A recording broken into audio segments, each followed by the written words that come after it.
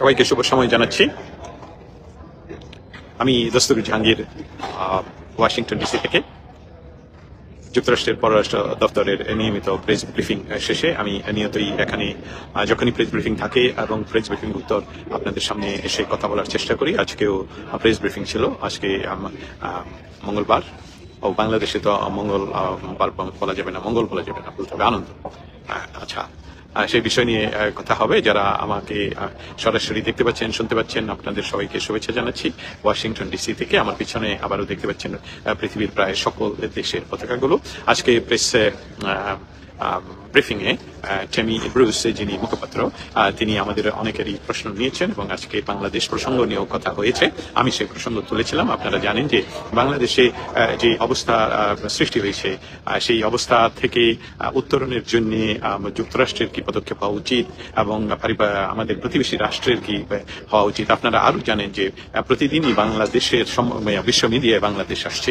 এমনকি আপনারা গত 2 সপ্তাহ আগে জানেন নিউ ইয়র্ক টাইমস বাংলাদেশের যে ধর্মীয় উগ্রবাদের যে চারণভূমি হিসাবে এখন দেখা যাচ্ছে, যেখানে এমনকি খিলাফত আর মিছিল দেখা যায়, নাৎসি সিম্বলের ছবি প্রদর্শন করা হয়, বিন লাদেনের ছবি প্রদর্শন করা হয় মিছিলে।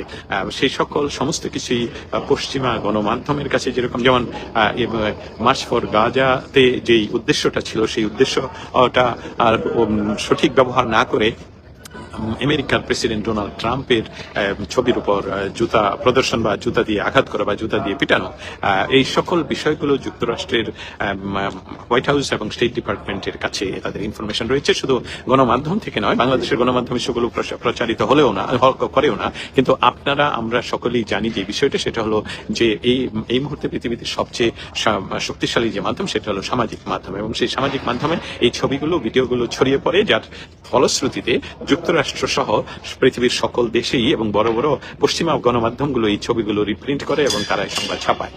আপনারা জানেন এমনকি ইসরায়েলের পত্রিকাগুলোতে বাংলাদেশে যে মার্চ ফর গাজাতে যে অ্যান্টিসেমিটিজমের কথা, অ্যান্টিসেমিটিজমের যে সিম্বল, যে বিষয়গুলো প্রকাশ পেয়েছে, যেমন ইহুদিদের নামকরণে বা ইহুদিদের সম্পদের উপর তথাকথিত ইহুদিদের সম্পদের উপর আঘাত করার যে ধ্বংস লীলা চলছে বাংলাদেশে, যেমন কোকাকোলা, যেমন KFC, যেমন পিৎজা হাট, এমনকি বাটা শু আসলে ইহুদিদের নয় এবং আমেরিকারও নয়। বাটা শু হলো চেক রিপাবলিকের পারিবারিক ব্যবসা, এটা বিশ্বব্যাপী। এবং এই সকল বিষয় যুক্তরাষ্ট্রের পররাষ্ট্র দপ্তরের সামনে আজকে আমি তুলে ধরে প্রশ্ন করি। আপনাদের সকলের জন্য আমি জানাচ্ছি যে আজকে এই প্রশ্নটা আমি তুলে ধরি যে বাংলাদেশে এই মুহূর্তে যে ধর্মীয় উগ্রবাদের সৃষ্টি হয়েছে, যেটা এমনকি নিউ ইয়র্ক টাইমও রিপোর্ট করেছে, এবং বাংলাদেশে যে সরকার রয়েছে, ইন্টারিম গভর্নমেন্ট, সেই সরকারের উপদেষ্টাদের উৎসাহতে এইসব বিষয়গুলো ঘটছে। এবং তারা এই ধর্মীয় উগ্রবাদের বা আমেরিকান প্রতিষ্ঠান, যেমন আমেরিকান প্রতিষ্ঠান বলতে এই প্রতিষ্ঠানগুলো কিন্তু বাংলাদেশে আমেরিকান প্রতিষ্ঠান নয়। আমি আবারও যারা আমাকে শুনছেন এবং বুঝতে পারছেন তাদেরকে সকলকেই বলছি যে KFC, বাংলাদেশে KFC, কিন্তু KFC সেটা বাংলাদেশের মালিক, সেটা শুধু ফ্র্যাঞ্চাইজ আমেরিকার নাম তারা ব্যবহার করতে পারে। এবং ঠিক একই কারণে কোকাকোলা, সেটা কিন্তু বাংলাদেশি আপনার ভাই বোন বা পাড়া প্রতিবেশী, চাচা, বাবা, খালা অথবা দেরই ব্যবসা। এবং এই ব্যবসাগুলো ইহুদিদের নাম ধরে পৃথিবীতে বা আমেরিকা যে বিষয়টার শূন্য টলারেন্সে নেয়, সেটা হলো ইহুদিদের নাম ধরে কোনো কিছু অন্যায়ভাবে আক্রমণ করা, সেটাকে অ্যান্টিসেমিটিজম হিসেবে তারা ধরে। এই অ্যান্টিসেমিটিজমের বিষয়ে আজকেও টেমি ব্রুস, ওনার যখন ব্রিফিং শুরু হয়, ব্রিফিং এর প্রারম্ভেই একদম শুরুতেই উনি বলেছেন যে অ্যান্টিসেমিটিজম সম্বন্ধে পৃথিবীর কোথাও যদি অ্যান্টিসেমিটিজম হয়, আমেরিকা সেটা বরদাস্ত করবে না, আমেরিকা এটাতে শূন্য টলারেন্স। দুঃখজনক হলেও সত্য যে বাংলাদেশে এই মুহূর্তে অনির্বাচিত কোনো রাজনৈতিক সরকার না থাকায় যে সরকার আছে, সেই সরকার আসলে কি করছেন, তারা কোন পথে যাচ্ছে, সেই বিষয়টা তাদের যেহেতু গন্তব্য নির্ধারিত নয়, তাদের বন্ধুকে, মিত্রকে, শত্রুকে, সেটা তাদের একটা শত্রু তারা ইতিমধ্যে নির্ধারণ করেছেন, সেটা হলো 71 বাংলাদেশের স্বাধীনতা সংগ্রাম এবং বাংলাদেশের স্বাধীনতা সংগ্রামের নেতৃবৃন্দ, বাংলাদেশের স্বাধীনতা সংগ্রামের ঐতিহ্য, স্পেশালি বঙ্গবন্ধু শেখ মুজিবুর রহমান, যা না হলে তারা 32 নম্বর ভেঙে দিবে কেন। তাহলে এই বিষয়টিতে আবার ফিরে যাই যেখান থেকে কথাটা শুরু করেছিলাম, যে আজকে আমি প্রশ্ন তুলি স্টেট ডিপার্টমেন্টে যে বাংলাদেশে এই মুহূর্তে যে উগ্রবাদের সৃষ্টি হয়েছে, হয়েছে এবং বাংলাদেশের ইন্টারিম গভর্নমেন্টের বিভিন্ন উপদেষ্টারা এটাতে এই আগুনে ঘি ঢালছেন। সেই জন্য বাংলাদেশে কোকাকোলা, কেএফসি সহ আমেরিকান প্রতিষ্ঠানগুলোর উপর যে আক্রমণ চলছে সেসবগুলো নিয়ে, এবং এটা বলা হচ্ছে যে ইহুদিদের সম্পদ হিসাবে তারা সেটা ধ্বংস করছে। তাহলে এই অ্যান্টিসেমিটিজমের যে যে প্রকাশ দেখা যাচ্ছে সে বিষয়ে যুক্তরাষ্ট্রের পররাষ্ট্র দপ্তরের মন্তব্য কি, এবং তারা বাংলাদেশকে তো মনে করে ইন্দো প্যাসিফিক জোনে তাদের ডেমোক্রেসি এবং সেখানে উগ্রবাদকে কন্ট্রোলে আনার জন্য বাংলাদেশের সাথে দীর্ঘমেয়াদী ভাবে যুক্তরাষ্ট্র কাজ করছে। সেই হিসাবে যুক্তরাষ্ট্রের পররাষ্ট্র দপ্তর কি মনে করে, উনি আমার বক্তব্যটার এক পর্যায়ে নিয়ে বলেন যে বাংলাদেশ সম্বন্ধে আমরা জানি যে এই মুহূর্তে বাংলাদেশ সম্বন্ধে অনেক কথা হচ্ছে, অনেক জায়গায় কথা হচ্ছে, আন্তর্জাতিকভাবে কথা হচ্ছে।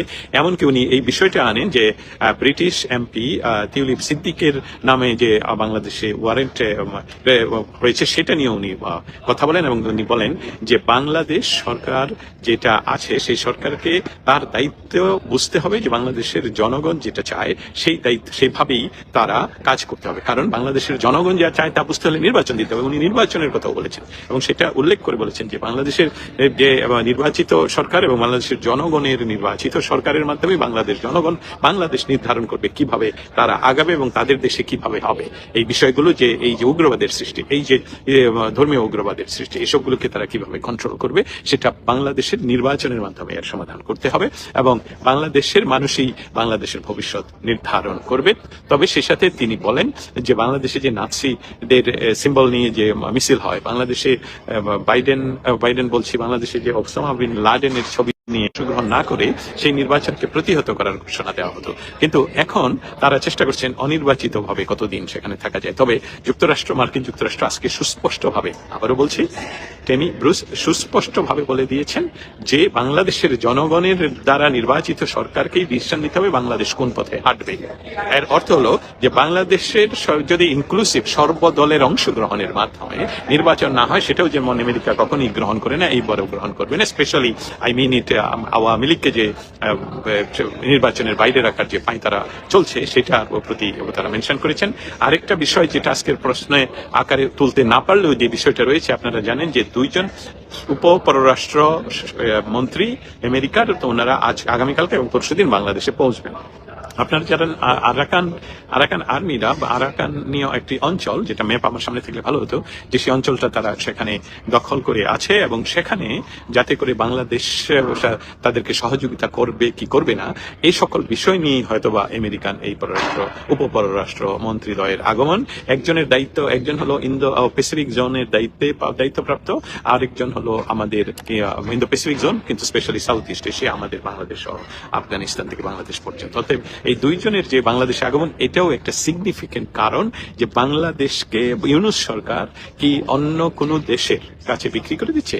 আপনারা ইতিমধ্যে জানেন যে ভারতকে খেপানোর জন্য চায়নাকে আমন্ত্রণ জানানো হয়েছে, সেভেন সিস্টারের কথা বলা হয়েছে। নির্বাচনের কথা বললেই উনারা আমতা করেন, মানে এই হচ্ছে অমুক হচ্ছে, অল্প সংস্কার বেশি সংস্কার। এটা তো লজেন্স নয়, তাই না, যে আমি তোমাকে ছোট লজেন্স দিলে তুমি এই কাজটা করলে বড় লজেন্স দেবো, এটা আপনার দায়িত্ব নয়। এবং এই বিষয়গুলো মার্কিন পররাষ্ট্র দপ্তর এবং white house, specially white house এবং মার্কিন যুক্তরাষ্ট্রের প্রেসিডেন্ট সকলেই অবগত আছেন কি ঘটছে বাংলাদেশে। কিন্তু দুর্ভাগ্য বাংলাদেশের মানুষের যে এটা আসলে একটু লম্বা প্রসেসে যাচ্ছে, অনেক সময় লাগছে, যেখানে বিকারহীন একজন সরকারের, যিনি সরকার দখল করে সরকারে বসে আছেন, তিনি বিকারহীন ভাবে মানুষকে জেলে পুরে রাখছেন। 100 জনের মতন অ্যাডভোকেটকে একসাথে জেলে পুরে দেন।